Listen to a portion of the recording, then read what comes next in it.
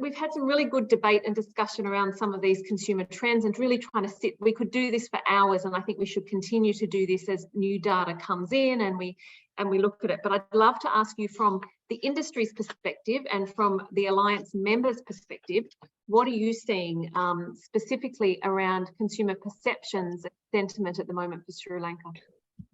It's still very negative, Catherine. We've reached out to, we've done a poll of Alliance members and then personal experience doing sales calls in Europe for the last 4 or 5 weeks. Travelers are uncertain, they're nervous. They've not heard the counter argument after all the negative media that things are back to normal. I mean, to be honest, I think both Oliver and Niranka were rather polite in their presentation, but the point is that we are really limping back. Limping is the word, too slowly. And if we say that things will be better in the next few months, that's the end of the winter. So right now, we are seeing festive across the industry on average around 30%, which is the lowest it's been. Watching know that there was a big bounce back after the Easter attacks. There was a big bounce back after we opened up for COVID. At the end of 21. The numbers that the industry are seeing now are frankly pathetic. We have wide availability over festive, which never used to be the case. So we are looking, I'm talking at a cross section of the industry at about 30% over festive. That's from around the 20th of December to about the 10th of January. And if you look at the whole winter season as a whole, I mean, consumers are booking more and more last minute because of uncertainty. But you're looking at probably 12 to 15%, which is the lowest occupancy business on books for Sri Lanka ever in recent history. We're all dealing with this, and there isn't a general understanding or industry position on this, but it's sad. I mean, it's heartbreaking to see people looking at rebuilding their businesses in that peak window and seeing that there's very little business coming down the road. Travelers generally are entirely unaware of the return to a relative stability since July. Some of us have been clamoring for a consumer campaign since as far back as July, and the general kind of laissez-faire is, near the winter, business will come. But as we see from Niranka's stats and Oliver's stats, is that travelers, if they organically feel they're safe, that's going to take a year. We don't have that time. So in both their presentations, we heard about consumer, we heard about digital, we heard about PR and getting the consumer message. But tragically, we've never done any consumer work as long as I've been in the tourism industry. So it really means that what you're hearing is what people are feeling and how they're searching, but not what we are kind of creating or messaging or want them. It's entirely reactive. A consumer in this country would like to come to Sri Lanka, but in terms of anything we've done to shape their behavior, right? We heard Oliver talking about a China strategy or digital nomad strategy. We have zero consumer engagement. We have zero digital.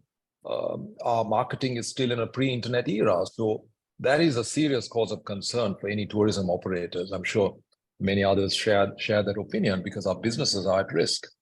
I mean, 12% occupancy for the entire winter season. I mean, it'll pick up near the time, but I mean, it's crazy. So from your perspective, you're over in Europe, you've been talking to all the Alliance members.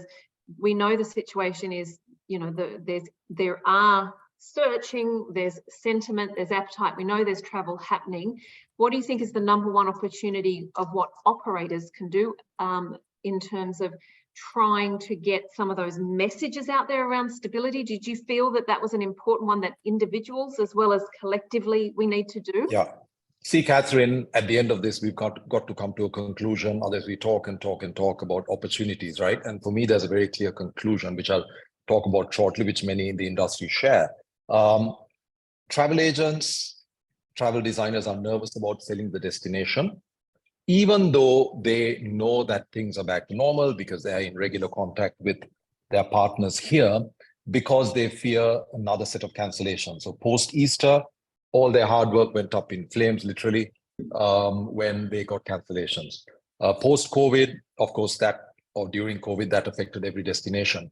Then after Easter, we had last season was fantastic. And we had a very healthy book, I'm saying, across the industry. So travel advisors are nervous of investing the effort, given that a lot of them are short-staffed, a lot of people have left the travel industry. The time to conclude a transaction with airlines and all that has gone up. So they fear that if they make a Sri Lanka booking, generally, that if there is a deterioration in the next 4 to 6 weeks, they'll have another series of cancellations. Similarly, the travelers need to be assured of the return to stability, and also all the myriad attractions and targeting that Niranka spoke about, Oliver spoke about. So all our expert data crunchers tell us this is what the traveler wants. But if we don't actually message the traveler and respond and engage in digital, it's just sort of a post-mortem, right? So my view is the only way the problem can be solved is that, and this fortunately, I shared this on the Tourism Alliance chat this morning by our State Ministry in Finance, that the government should be involved in policy and regulation. Marketing, positioning a destination has to be outsourced to a professional outfit in some shape or form. Yes, Malik. Yes. And this follows best practice around the world. Exactly. You see, because if you look at all our destinations, they are employing, all our competing destinations, they are employing modern marketing methods. They have professionals who are in every little part of a consumer's brain. And we don't have a single overseas PR. I mean, there are many companies in Sri Lanka that have 10 or 15 PRs overseas. We have no digital marketing whatsoever. The last time we did global promotion was in 2007. So if we want to catch up with our former comp set, which has forged ahead using modern tourism marketing, and remember, these are countries which have far fewer assets than ours, right? Many of the destinations we spoke about, including those in the Gulf, those have been created through getting into the consumer's mind. They have no natural assets like we do. So in my view, and this is not my view alone, many of us share this, they may not state it so specifically, is that our only hope, it may be a couple of months, it'll pick up, but by the next couple of months, we'll be in March. And the warm weather starts in Europe, and whatever anyone might say, India, China, it's really Europe with their longer stays and relatively higher spends of maybe a 12-day stay that keeps the industry going. The Indian traveler isn't going to support our winter season adequately.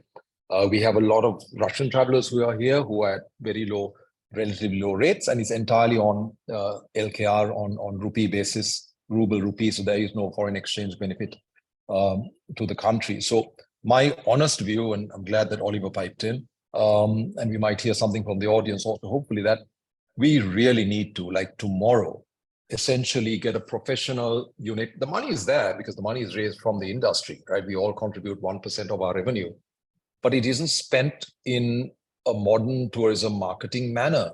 Now, you can't blame those who are responsible for spending it also, because governments aren't particularly good at marketing and positioning and digital. So it really should be, just look at what other successful countries do. Look at Singapore, Dubai, Australia, New Zealand, USA, you name it.